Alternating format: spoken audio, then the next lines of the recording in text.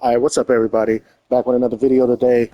I am running Cyber Depths, which is Altergeist mixed with Subterror. Um, we got this is what we got to start out with.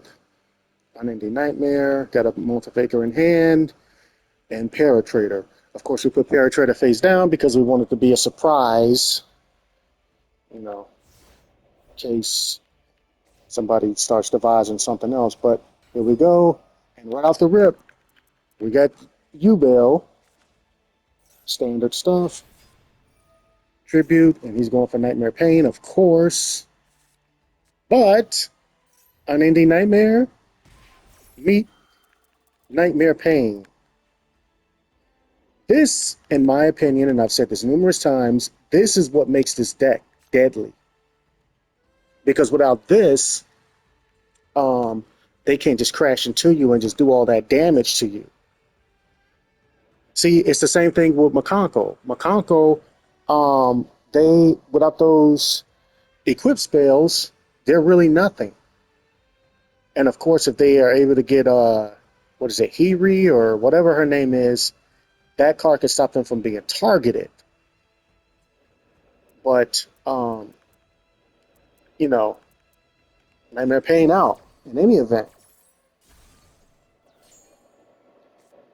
So obviously he's going to bring out the other guy.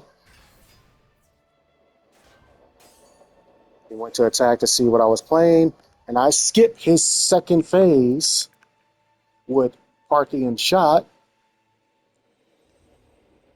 and we're good to go. But he plays Super Poly.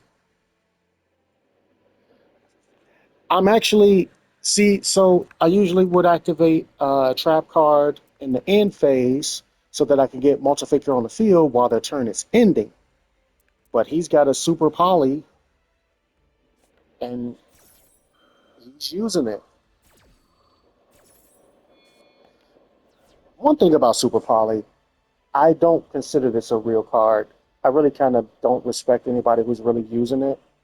Um, Maybe I may use it in the future or something. I have used it a few times, but I just think like it's kind of cheating. Your opponent can't do anything about that effect. Your opponent can't stop you at all. If you have that card in your hand, you're going to be able to use it. If your opponent has any monsters, if your opponent has two monsters on the field, then you are going to be able to use this card. Okay? And it's silly that something like this can exist and you can't react or do anything to it at all. Your monsters are gone and your opponent didn't do anything to earn it. That's how I feel. With the kaijus, the lava golems, and all that stuff, you're basically removing my monsters for nothing.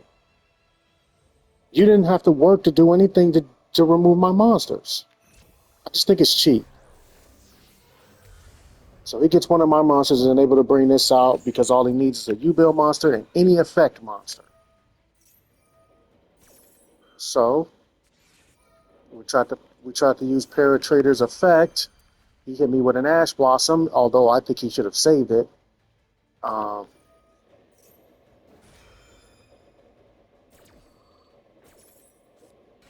Fake her up.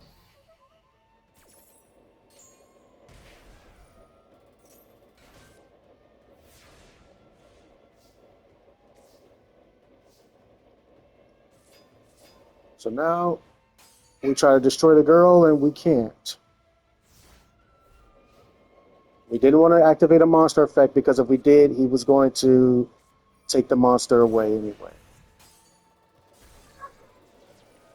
So right here, I took away his invulnerability, but apparently, even if he loses that invulnerability, he can still activate it in the grave, which doesn't make sense.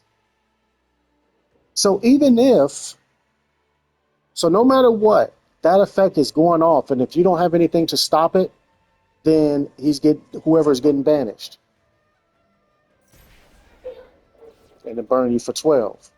I mean, burn you for whatever the attack is.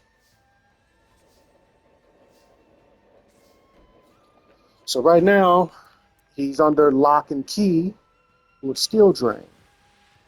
Other monster out.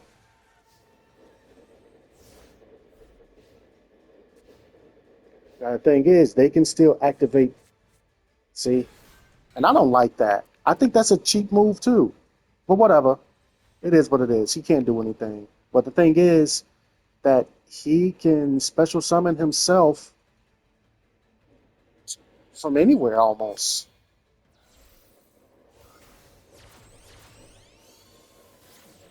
It makes you think about how people play. It seems like meta means uh, just copying something else, using anything that you think is broken or whatnot. It's not necessarily what's the best. The best could mean that I had to copy it from somebody else. That was the tactic. Anyway, let's check out our monster. And now we've got personal spoofing. We've got personal spoofing. This is something that will help us get what we need on the field.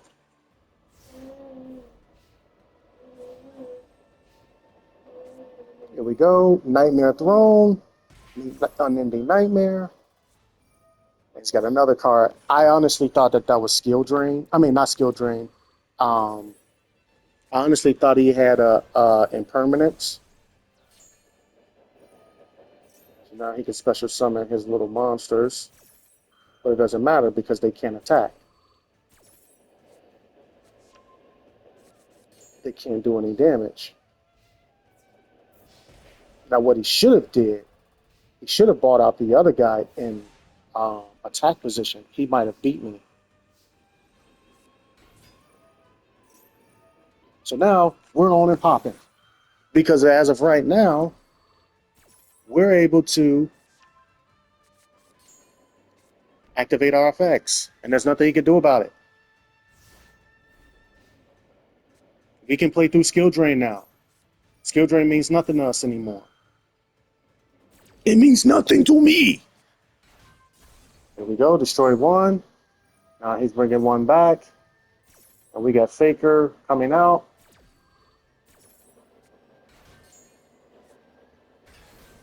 We summon one. And we're getting rid of that card. Got rid of that.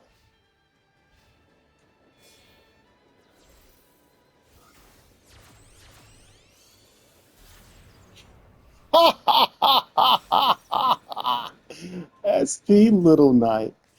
This is the new Barone, y'all. This is the new Barone. This is the card everybody runs to when things get crazy. And like Barone, it's a warrior card. So easy to summon. Any two cards will do. Um, and basically, it's a slippery card, you know. But this is the new Barone. As you can see, he's running Fiend monsters, right? Put whatever you want in the deck. I mean, you know. But stuff is supposed to. I mean, whatever people say. Oh, well, you do whatever you want. But what I'm saying is this: you're running Fiend monsters. What's this have to do with anything? It's a crutch card. It's a crutch for you. I'm not saying that everybody that uses it needs a crutch, but come on now. Why is it that anytime you face somebody now, SP Little Knight has to come out? No matter what. Because banishing is a powerful effect. And I'm going to go ahead and say this right now. Cash Tier is what you would call a meta deck. People aren't running it for no reason. Everybody isn't running Cash Tier because it's not top tier. It is top tier. It can summon gigantic monsters just for being in your hand. It can summon a gigantic monster and execute two powerful effects: searching and banishing something.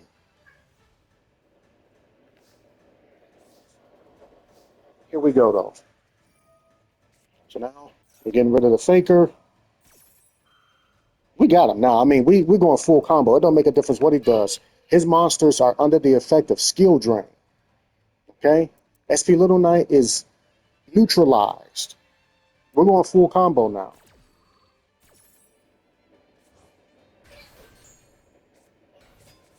Okay. Now we're getting a card back. Yeah. Mel Yushik can do her thing. Hextia can do her thing. Oh.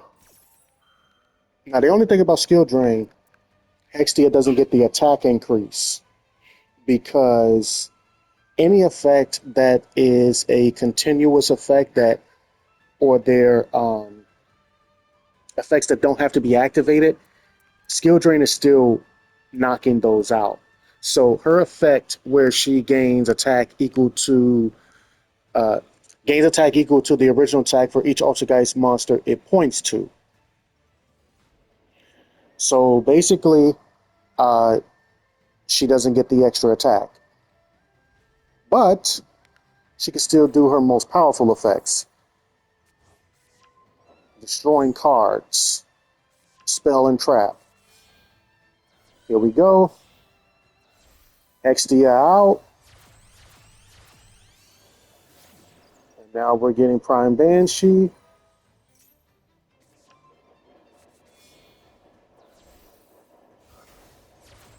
Going straight into Admina. Admina set a trap. We're putting the card back in our hand from the graveyard.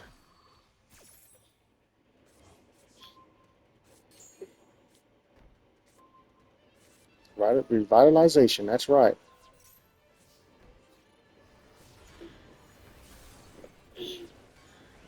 Now, if I wanted to, we could have actually went a step further. So as you saw, we took his monsters and all that, and Unchained Soul Lord works for us now. And once we're done with them, we're going to throw them away like trash, like so. We're done with them. Lord wiped. Effect negated. So now monster effects are neutralized. We can stop them on field and hand from wherever now, as long as it's a foreseeable activation. Um, we can get cards out of danger. We're about to revive some monsters, a bunch of them actually. And once Hextia hits the field, spell and trap are finished. So, like I said, this deck is a really good deck. As you can see, I didn't pull any Subterror cards at all. I'm running 40, no, I think I'm doing 50 now. 50 cards. Typically, I run it at 45, but I put in a couple, like 5 other cards to test some stuff out. Um, but if you don't have one set, then you can simply go to another one. Um, and it's really good for being able to go either way. If you're able to get both things, if you're able to open with a guru and a multi-faker and a trap, then you're pretty good. And if that trap happens to be um, final battle, then final battle will be will turn multi-faker into a beast. Why? Because every turn you can activate a trap for nothing. Even if you don't have a Subterror monster on the field, you can still activate that card and decide what you want to do. Subterror cards cannot be negated or whatever. That's typically what you would hit if you don't have any Subterror cards down or whatever. But you can use that to just constantly get Multifaker on the field anytime you want without having to worry about, oh man, I have to activate this. And since I activated it now, I wasn't ready. I have to send Multifaker down to the field because if I don't, then I have no other way of getting her out on the field. Well, with that, you don't have to. Say it's kind of like having Lord of the Heavenly in your hand. You can have him protect face down cards for the entire round. If you have something like meanwhile while you're activating all your other traps. But if you have final battle, you wait until the end phase, then you activate him Lord. Because whatever. So revitalization, and he jumps out. So like I said, there's a lot of merit in Altergeist and Subterra being together. It's just some people say, oh well, what if you get this and it's a brick or whatever. It's a card game and it's supposed to be. And card games with drawing stuff is luck based. But anyway, it's for another video.